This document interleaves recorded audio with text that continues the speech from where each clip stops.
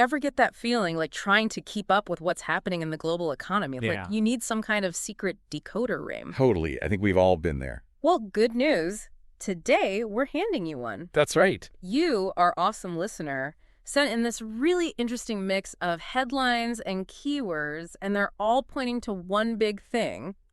Tariffs. Yep. Specifically, those between the U.S. and China. And there's this whole pause thing going on. It's a fascinating story for sure. Okay, so let's break it all down. Sounds good. First off, I'm really struck by just how much attention this news got. You sent us stuff from CNN, CNBC, Bloomberg. The heavy hitters. Exactly. And the New York Times, too. Oh, yeah, they were all over it. Plus, you even had some international perspectives from places like NDTV. It was a global story, that's for sure. It wasn't just news outlets either. You pulled in terms like bond market, Nikkei 225. Oh, and the Hang Seng Index. Right. And of course, all those market indicators everyone hears about, the Dow, NASDAQ, and S&P 500. You really did your research. You really painted this picture of a story that's impacting, well, everyone. It's pretty amazing how these things can ripple out. So in this deep dive, we're going to try to get to the bottom of it all. It sounds like a plan. What we're aiming to do is cut through the noise and figure out exactly what these sources are telling us about these U.S.-China tariffs and this pause everyone's talking about. Right, because it can be hard to sort through it all. We'll look at what actually happened, how the markets reacted, and we'll try to explain some of those financial terms so they actually make sense. Yeah. Let's demystify those a bit. So let's jump right into what seems to be the main event, this tariff pause. Okay, let's do it. What's really interesting to me is just how many times we see phrases like tariff pause, 90-day pause on tariffs. Yeah, and even just straight up, Trump pauses tariffs. Right.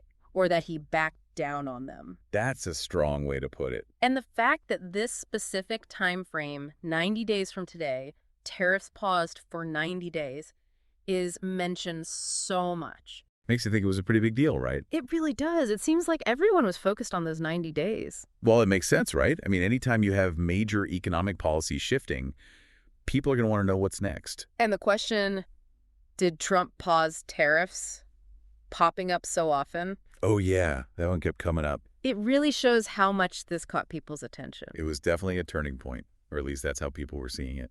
Before we dive into how the markets reacted, maybe we should take a quick step back and explain what these tariffs actually are. Sure. I mean, we saw tariffs, China tariffs, tariffs on China, and tariffs everywhere. Right. So just in case anyone's new to this whole thing, what are they? Well, think of it this way. A tariff is basically a tax.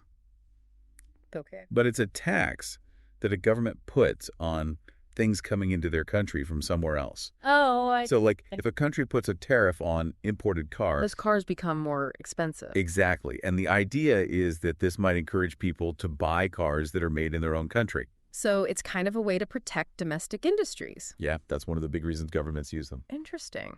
So they can be used as a tool to influence trade.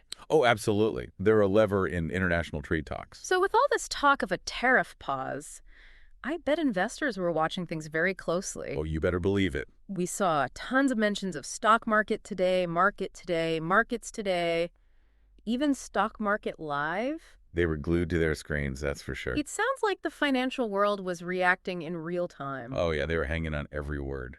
What I found really interesting was how many questions we saw, like, why is the stock market up today?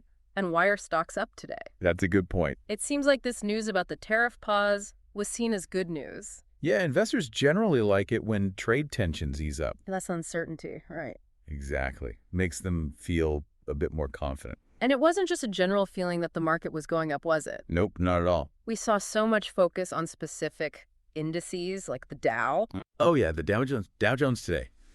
All those Dow Jones Industrial Average mentions, the DJIA. And a lot of talk about futures, Dow futures now, Dow futures today, Dow futures live, all that. Oh, yeah, futures are a big deal. So why all the attention on the Dow Jones specifically? Is it really that important? Well, the Dow Jones Industrial Average, Yeah. it only tracks 30 companies. But it's one of the oldest, right? Exactly. And those are big, well-established U.S. companies. So it's kind of seen as a snapshot of the overall market. Yeah, it's like a barometer. Makes sense. And those futures you mentioned, those are basically contracts. Okay. Contracts for what? Well, investors use them to bet on where the market's going. So it's like they're trying to predict the future. Kinda, yeah. And people watch them to see what might happen before the market even opens. Exactly. They're an early indicator of what investors are thinking. Okay, that's cool. Now, we also saw a lot of mentions of the NASDAQ and the S&P 500. Yeah. Or, all the variations. Yeah. S&P 500, S&P 500, S&P 500.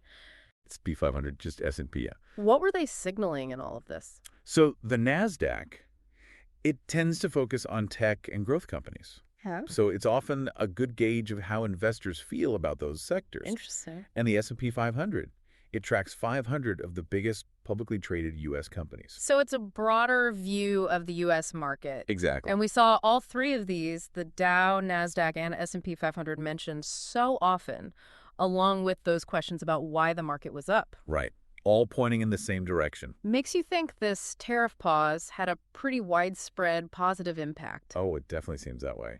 And you were right about those futures. We saw stock futures today, stock futures, Dow Jones futures, CNBC futures, future stocks. And U.S. stock futures and futures market now. Investors were definitely paying attention. It's funny, we even saw a mention of the bond market today and the US bond market. That's an interesting one. How does the bond market fit into all of this? Well, the bond market and the stock market, they often move in opposite directions. How so? When investors are feeling a bit nervous or unsure. They play it safe. Exactly.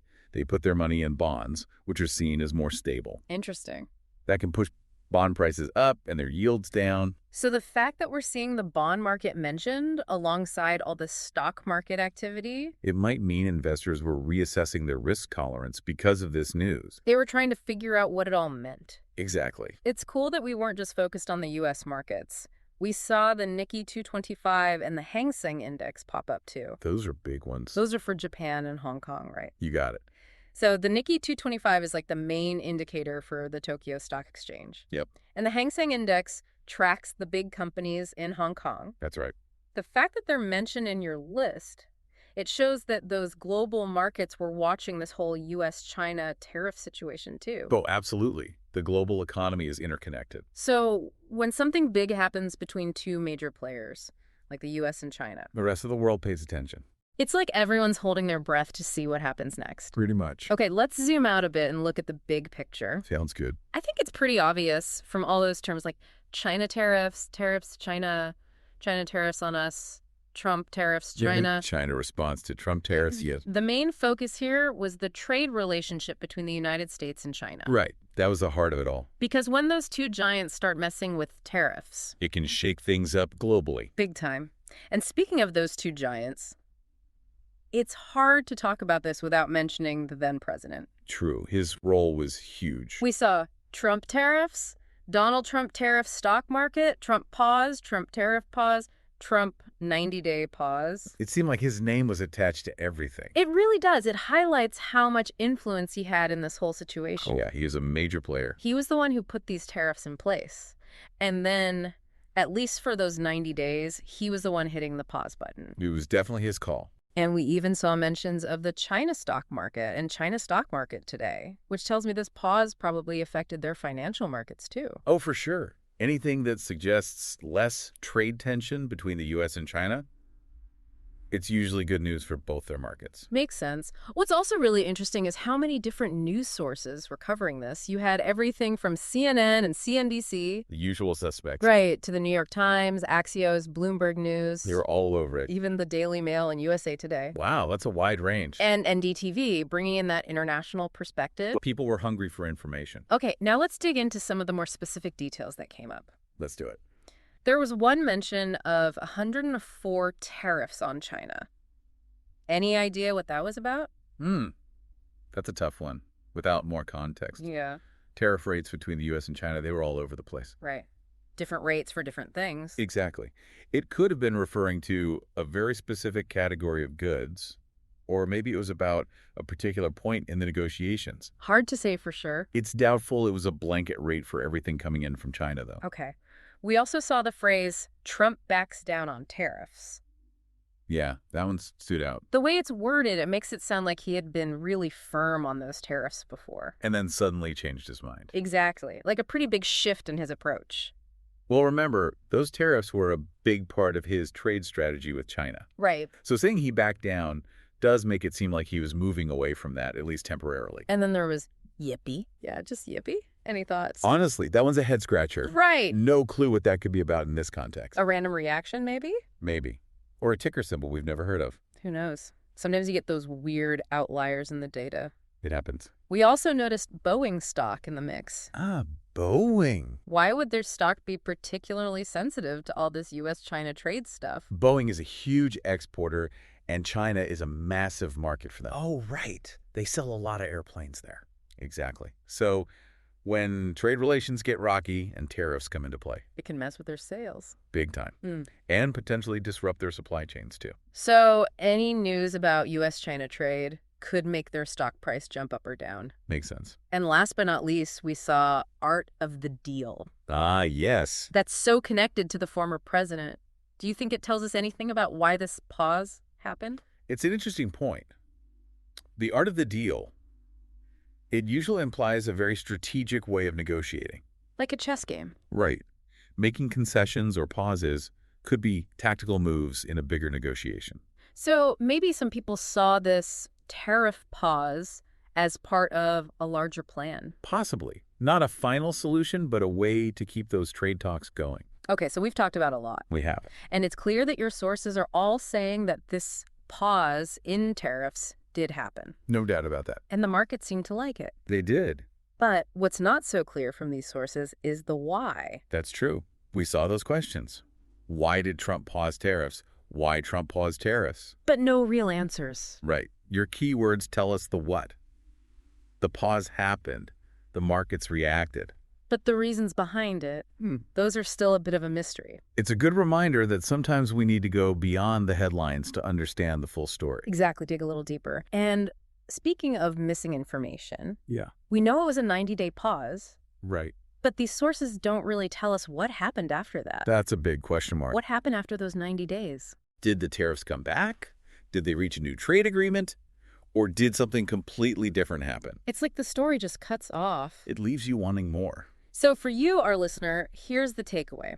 You gave us some amazing sources, and they show a ton of news and market activity focused on this 90-day pause on U.S. tariffs on goods from China. It was a big deal. And it looks like this news pushed the stock market up, at least in the short term. The Dow, NASDAQ, S&P 500, they all seemed to respond positively. We also saw that this wasn't just a U.S. story. Global markets were watching too. The whole world was holding its breath. But it's important to remember that this deep dive is based on what you sent us. We've just scratched the surface. We've identified the main event, how the markets reacted, and we explained some of the financial jargon. Hopefully that was helpful. But as we've seen, there are still some unanswered questions. Like why the pause happened in the first place and what the long-term consequences were. So here's a final thought for you to ponder. Knowing what we know now, what do you think happened next in this whole U.S.-China trade saga? How do you think things played out after those 90 days? And what impact do you think it had on the global economy?